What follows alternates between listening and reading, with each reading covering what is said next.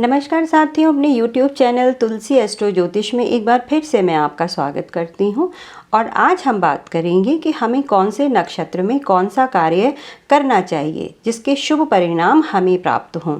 तो उसके लिए हमें नक्षत्रों के प्रकार को समझना होगा कि नक्षत्र कितने प्रकार के होते हैं।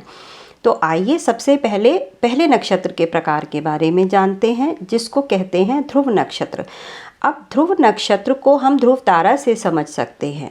ध्रुव तारा हमेशा आकाश मंडल में फिक्स्ड रहता है, वह कभी भी अपना स्थान परिवर्तित नहीं करता है। तो ऐसे सभी कार्य जिसको आप चाहते हैं कि वो जीवन भर आपके साथ चले, उसके लिए आपको ध्रुव नक्षत्रों का चयन करना चाहिए। जैसे मान लीजिए विवाह करना है या आपको घर में प्रवेश करना है, तो फिर आपको ध्रुव तारा या ध्रुव नक्षत्र का ही चयन करना पड़ेगा। अब ध्रुव नक्षत्र को कैसे याद करें, कौन से होते हैं ध्रुव नक्षत्र?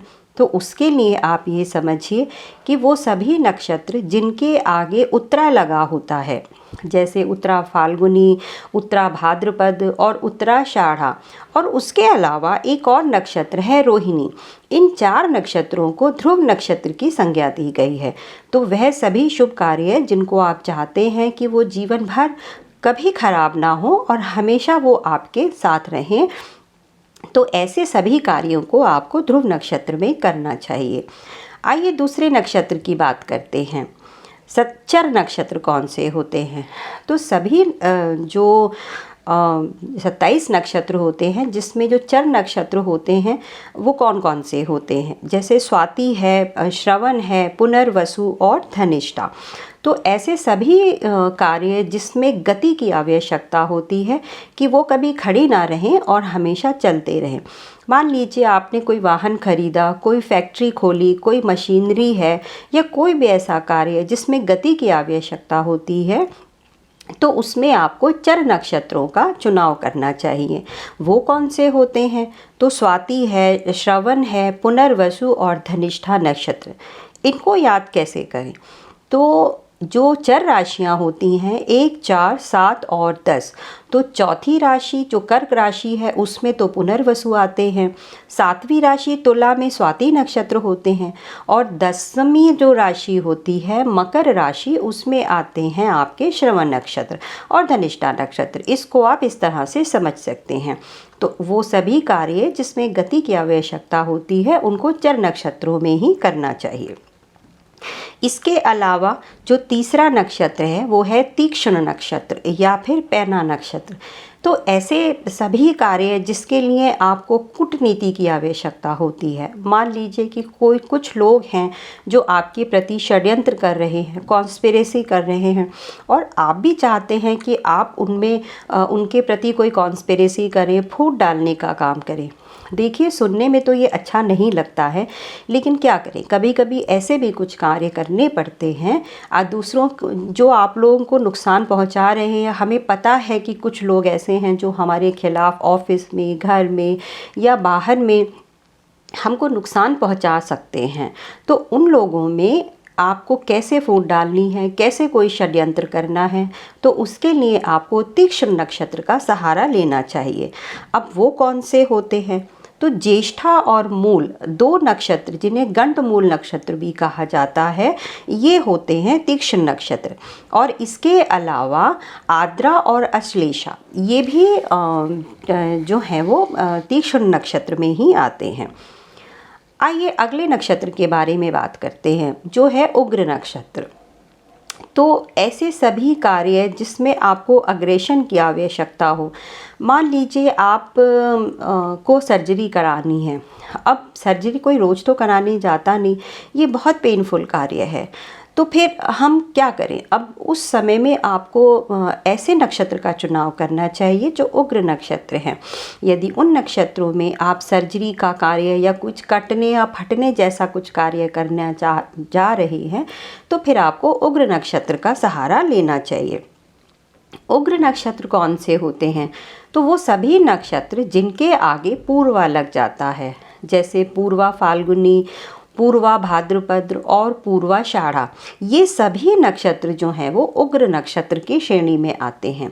इसके अलावा भरणी और मघा नक्षत्र ये उग्र नक्षत्र कहे जाते हैं। आइए आखिरी नक्षत्र के बारे में बात करते हैं, जिनको मैत्री नक्षत्र कहते हैं। तो हमेशा तो हर कोई लड़ाई या फिर कूटनीति या फिर किसी षड्यंत्र के बारे में नहीं बात करता।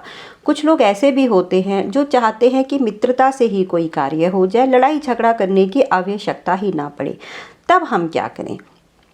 तब हमको ऐसे नक्षत्रों का चुनाव करना चाहिए जो मैत्री नक्षत्र हैं, और उनमें आपको पता है कि यदि आप इन नक्षत्र, मान लीजिए आपकी किसी से लड़ाई हो गई है, या आपको कोई आउट ऑफ कोर्ट सेटलमेंट करना है, या फिर आपको लड़ाई झगड़े का समापन करना आप चाहते हैं, नहीं लड़ना चाहते, तो आपको मैत्री नक्षत्र का चुनाव करना चाहिए।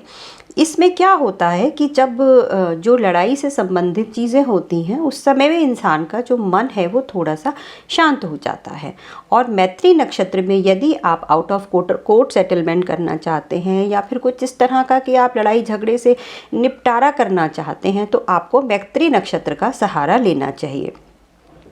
कभी कभी कुछ लोग ऐसे भी कहते हैं, अच्छा मैं उसके पहले एक चीज़ रह गई यहाँ पर, कि मैत्री नक्षत्र कौन कौन से होते हैं। तो मृगशिरा है, चित्रा है, अनुराधा और रेवती, ये 4 नक्षत्र जो हैं वो मैत्री नक्षत्रों की श्रेणी में आते हैं। हालांकि जो मृगशिरा नक्षत्र है उसको मृगों की तरह आप समझ लीजिए कि जैसे मृग होता है वो बहुत ही सीधा साधा जानवर होता है, किसी से कुछ नहीं कहता, परंतु वो बहुत कॉशियस रहता है। वो उसके कान हमेशा ही खड़े रहते हैं, और वह ज़रा सा भी खतरा अगर वो महसूस करता है तो तुरंत ही वो वहाँ से भाग जाता है। इसीलिए मृगशिरा को हम मृग से समझ सकते हैं। तो मृगशिरा, चित्रा, अनुराधा और रेवती, ये 4 नक्षत्र को आप मैत्री नक्षत्र की तरह से समझ सकते हैं। तो अगर आप किसी भी लड़ाई झगड़े से समापन चाहते हैं, नहीं चाहते हैं लड़ाई झगड़ा करना, या फिर आप किसी झगड़े का निपटारा करना चाहते हैं, तो आपको मैत्री नक्षत्रों का चुनाव करना चाहिए। कहते हैं चंद्रमा यदि नीच का हो जाता है, वृश्चिक राशि में जाके चंद्रमा नीच के हो जाते हैं, तो फिर वो अच्छा प्रभाव नहीं देते हैं। परंतु यही चंद्रमा यदि अनुराधा नक्षत्र में चले जाएं, तो क्या वो नीच के होंगे? नहीं, नीचता का प्रभाव बहुत कम हो जाता है। तो इसीलिए हमें हमेशा चंद्रमा को नीच का नहीं समझना चाहिए। जब चंद्रमा अनुराधा नक्षत्र में होगा तो वो नीच का नहीं होगा, उसमें सात्विक गुण ही बढ़ जाते हैं।